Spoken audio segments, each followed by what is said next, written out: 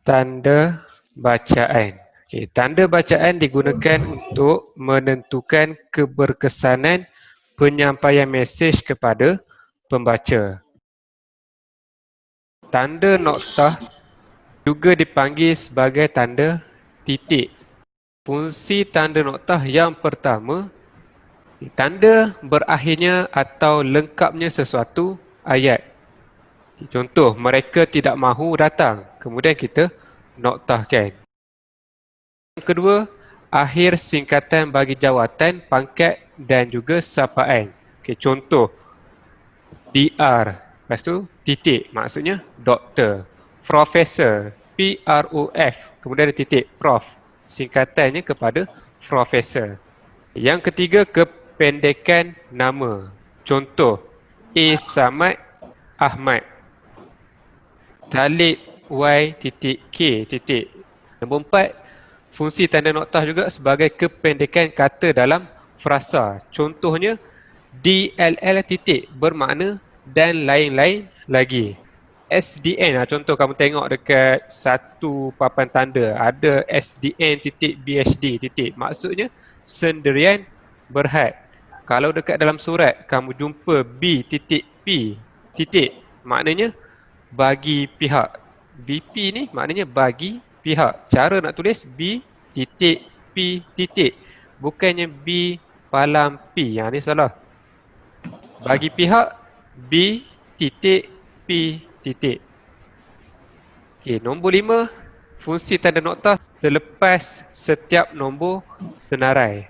Okey, contohlah kita buat senarai, kemudian kita pun buat satu nombor, contohlah macam ni. Selepas setiap nombor senarai, kita senaraikan nombor. Contoh, 1 titik angin, 2 titik tanah, 3 titik api. Yang tu fungsi tanda noktah. Okay, seterusnya tanda koma. Tanda koma berfungsi sebagai pemisah sesuatu unsur dalam binaan ayat. Fungsi tanda koma yang pertama, memisahkan unsur kata dan frasa berturutan. Okay, contoh, emak membeli beras, koma, gula dan minyak masak. Fungsi tanda koma yang seterusnya digunakan selepas penanda wacana. Contoh, sungguh pun begitu, koma, dia tetap datang. Jadi penanda wacananya ialah sungguh pun begitu. Kemudian kita koma. Okay, fungsi yang ketiga digunakan selepas kata pembenar atau kata nafi pada awal ayat. Okay, contoh kata pembenar, benar, ya. Kata nafi, tidak. Kemudian kita kena koma. Contoh ayat, benar, dia datang semalam. Tidak, mereka perlu memohon maaf. Okay, fungsi tanda koma yang keempat ialah memisahkan bahagian yang bertentangan maksud. Contoh ayat, hal itu rekaan sahaja, tidak benar. Contoh yang ketiga, kamu jangan masuk kecuali dipanggil.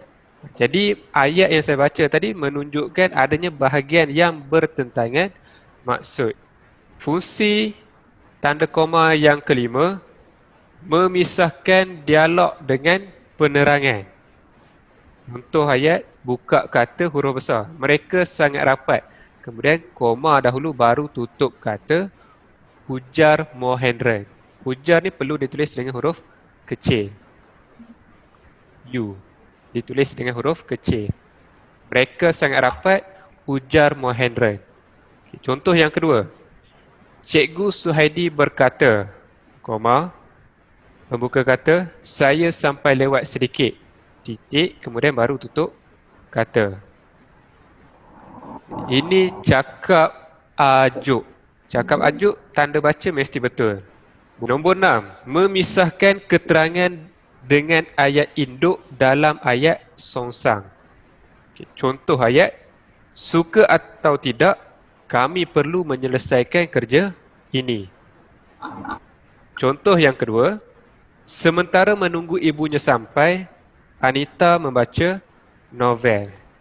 Jadi tanda koma tu berfungsi untuk memisahkan keterangan dengan ayat induk dalam ayat songsang. Contohnya, contohlah ayat yang nombor 2 ni, Ayat yang sepatutnya, Anita membaca novel sementara menunggu ibunya sampai. Itu ayat yang betul. Ayat songsangnya macam ni lah. Sementara menunggu ibunya sampai, koma, Anita membaca novel. Jadi ayat induk ialah Anita membaca novel. Keterangannya sementara menunggu ibunya sampai. Jadi ayat yang ini merupakan ayat songsang. Sebelum tu ayat songsang, apa benda ayat songsang? Ayat Ayat terbalik. pendek. Ayat ulang. terbalik. Ayat songsang, ayat terbalik. Fungsi yang ketujuh, memisahkan panggilan dengan hal yang hendak disampaikan. Contoh, cikgu, koma, saya mahu ke tandas sebentar. Contoh yang kedua, Jasni, koma, tegakkan badan kamu. Contoh yang ketiga, nasi sudah dihidangkan, tuan. Jadi memisahkan panggilan dengan hal yang hendak disampaikan. Contoh panggilan, kalau yang pertama ni, cikgu. Yang ketiga ni, tuan. Yang kedua ni, Jasni. Jadi itu panggilan. Memisahkan panggilan dengan hal yang hendak disampaikan. Contoh, cikgu. Itu panggilan. Hal yang hendak disampaikan, saya mahu ke tandas sebentar. Yang ke-8, fungsi tanda koma yang ke-8 digunakan sebelum keterangan tambahan yang bermaksud penjelasan atau pengkhususan. Contoh, dia bangga akan abangnya, koma, juruselam yang cekap. Contoh yang kedua, novelnya, koma, setinggi awan diulang cetak lagi. Bukan dicetak ulang tetapi diulang cetak. Diulang cetak betul lah. Bukan dicetak ulang. Novelnya setinggi awan diulang cetak lagi. Okay, contoh yang ketiga, komponen itu perlu dihantar segera, terutamanya untuk cawangan di Sabah. Jadi tanda koma dalam ayat ni, yang ini, ayat ini digunakan sebelum keterangan tambahan yang bermaksud penjelasan atau pengkhususan. Tanda baca yang seterusnya ialah tanda sempang. Okay, tanda sempang macam tanda tolak ni. Okay, tanda sempang melaksanakan fungsi sebagai perangkai dalam binaan perkataan. Okay, contoh, fungsi tanda sempang yang pertama menunjukkan gandaan. Contoh ada dalam kata ganda. Kuat-kuat, compang-camping, tersenyum-senyum, turun-temurun. Fungsi yang kedua menegaskan ejaan dalam penulisan. Contohnya kisah, bukan kisah. Ada tanda sempang. Jadi menegaskan ejaan dalam penulisan. Nombor 3, merangkaikan huruf kecil dengan huruf besar. Contoh, anti akta hasutan. Anti ni imbuhan. Ada tanda sempang. Kemudian kalau kata nama khas, kita kena ada tanda sempang. Anti akta hasutan. Baru ejaan ni betul. Kalau kita eja rapat, tanpa tanda sempang, salah. Kecuali kalau diikuti dengan kata nama am. Contoh, anti sosial. Ni bolehlah ejaan rapat macam ni. Kerana sosial ni merupakan kata nama am. Kalau kata nama am kita boleh eja rapat. Kalau kata nama khas perlu dieja jarak dan ada tanda sempang. Kuasanya. Kalau nya ni merujuk kepada Tuhan perlu ditulis dengan huruf besar. Kuasanya. Ni ditulis dengan huruf besar. Sekiranya merujuk kepada Tuhan. Kalau merujuk kepada Tuhan, mesti ditulis dengan huruf besar dan ada tanda sempang. Okay, nombor 4, merangkaikan huruf dengan angka. Contoh, ke sempang 51. Ke 51. Bukan ke 51. Yang ni salah. Mesti ada tanda sempang. Ke sempang 51. 40-an. 40 sempang N. Betul. Bukannya 40 N macam ni. Kalau 40 N macam ni, salah. Mesti ada tanda sempang 40 N. Begitu juga tahun 1980 N. Ada tanda sempang. Tanda soal. Okey, penggunaan tanda soal berkaitan dengan persoalan ataupun keinginan untuk mengetahui sesuatu yang terzahir dalam bentuk pertanyaan. Yang pertama, menunjukkan pertanyaan. Contoh, mengapakah aku diseksa? Jadi menunjukkan pertanyaan, mengapakah aku diseksa? Ataupun contoh lain, sudah berapa lama dia sakit begitu? Ataupun aku tidak penting begitu? Ini menunjukkan pertanyaan. Okey, nombor 2, digunakan dalam kurungan untuk menandakan sesuatu pernyataan itu belum pasti kebenarannya. Contoh, wang itu hilang berjumlah RM10.8 juta. Kemudian kita kurungkan tanda soal. Ayat ini menunjukkan pernyataan itu belum pasti kebenarannya. Wang itu hilang berjumlah RM10.8 juta. Kemudian ada tanda soal dalam kurungan. Nak menunjukkan bahawa pernyataan tersebut belum pasti kebenarannya. Titik ni berfungsi juga untuk memisahkan angka ringgit dan juga sen ataupun digunakan sebagai tanda perpuluhan. Itu tanda titik ataupun tanda noktah. Fungsi lain tanda noktah. Tanda baca yang seterusnya ialah tanda seru yang digunakan untuk menyatakan perasaan dan arahan yang melibatkan suara dinaikkan pada hujung ayat. Okey, contoh yang pertama. Wah, bergaya sungguh gadis itu. Ada tanda seru. Jangan bermain di situ. Ada tanda seru. Pergi. Tanda seru. Jadi ada tanda seru ni untuk menunjukkan seruan, menyatakan arahan ataupun perasaan. Pergi. Arahan untuk pergi. Tanda noktah bertindih berfungsi dalam binaan klausa dan juga binaan perkataan tertentu. Fungsi tanda noktah bertindih yang pertama menyenaraikan sesuatu butiran. Contoh, dua hal sangat saya benci. Kemudian titik bertindih, mengumpat dan cemburu. Jadi menyenaraikan sesuatu butiran. Dua hal sangat saya benci, mengumpat dan cemburu. Okay. Contoh yang kedua, sediakan salinan bagi dokumen yang berikut.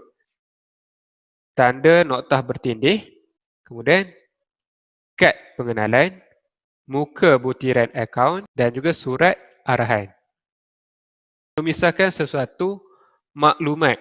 Okay, contoh, morfologi, titik bertindih, satu pengenalan. Yang ini merupakan judul buku. Al-Baqarah, 2 titik bertindih 29. Yang ini bermaksud surah 2 ayat yang ke-29. Kuala Lumpur, titik bertindih Dewan Bahasa dan Pustaka. Merujuk kepada tempat penerbitan buku. Okay, fungsi yang ketiga menunjukkan kadar ataupun nisbah. Contohnya 1 nisbah 3. 3 nisbah 6. Ini tanda titik bertindih ni boleh juga menunjukkan kadar atau nisbah. Okay, nombor 4. Memisahkan jam dan minit bagi paparan waktu. Contohnya 8 pagi. 8.00 pagi. 8 pagi. 2, 8 minit petang. 2 titik bertindih 08 petang. Jam dan minit. Nak memisahkan jam dan juga minit. Pukul 2, 8 minit petang. Ini untuk paparan waktu. Yang ketujuh, tanda baca yang ketujuh ialah tanda pisah. tanda pisah ataupun tanda satar. Okey, yang ni lebih panjang sedikit daripada tanda sempang. Okey, fungsi tanda pisah memisahkan keterangan bagi idea atau siri idea. Contoh, semua ingin dibolotnya. Tanda satar ataupun tanda pisah, pangkat, harta, dan kemasyhuran. Kenapa yang ni ada pangkat, harta, dan kemasyhuran? Okey, kalau tulis macam ni, ada koma dan ni, maknanya perbandingan tu tidak sama dia punya kelompok. Contoh pangkat, harta dan kemasyhuran. Yang tu semua menunjukkan peringkat yang berlainan. Kita boleh tambah tanda koma dan. Selalu kita buat ayah membeli, contohlah ayah membeli rambutan, duku, durian dan lansat. Okey, contoh, ayah membeli rambutan, duku, durian dan lansat. Kenapa yang ni tak ada tanda koma? Kerana rambutan, duku, durian dan lansat merupakan kelompok yang sama, iaitu merujuk kepada buah-buahan. Jadi tak perlu ada tanda koma. Okey, contoh yang kedua, sifat-sifatnya itu beramah, bertanggungjawab, rendah diri. Tanda pisah menjadikan dia disayangi penduduk kampung. Jadi memisahkan keterangan bagi idea atau siri idea. Jadi menunjukkan siri idea. Beramah, bertanggungjawab, rendah diri. Satu, idea yang pertama. Menjadi dia disayangi penduduk kampung. Dua. Jadi ada dua siri idea. Okay, nombor dua, menunjukkan hingga. Okay, tanda pisah kamu juga boleh menunjukkan maksud hingga. Contoh, Januari, tanda pisah Mac. Maknanya Januari hingga bulan Mac. Okay, tanda baca yang seterusnya, tanda elipsis. Tanda elipsis ialah tanda 3 titik secara berturutan yang mempunyai jarak biasa. Tanda elipsis menunjukkan bahagian yang bertanda 3 titik itu ada dalam sumber asal tetapi tidak ditunjukkan. Okay, kita tengok fungsi tanda elipsis. Pengguguran bahagian asal sama ada pada awal atau pada akhir ayat. Okay, contoh, menunjukkan bahawa program itu semakin. Ada dua tanda elipsis. Bahagian awal, bahagian akhir. Maknanya ada ayat sebelum dan pada bahagian akhir ayat tersebut. Cuma dia tidak nyatakan, tidak ditunjukkan. Yang ni penerangan dia. Menunjukkan bahagian yang bertanda 3 titik itu ada dalam sumber asal tetapi tidak ditunjukkan. Maknanya ada sumber asal pada bahagian awal, pada bahagian akhir tetapi tidak ditunjukkan. Itu fungsi tanda elipsis. Tanda kurung. Terdapat dua jenis tanda kurung, iaitu tanda kurung siku dan juga tanda kurung lengkung. Tetapi yang biasa digunakan ialah tanda kurung lengkung.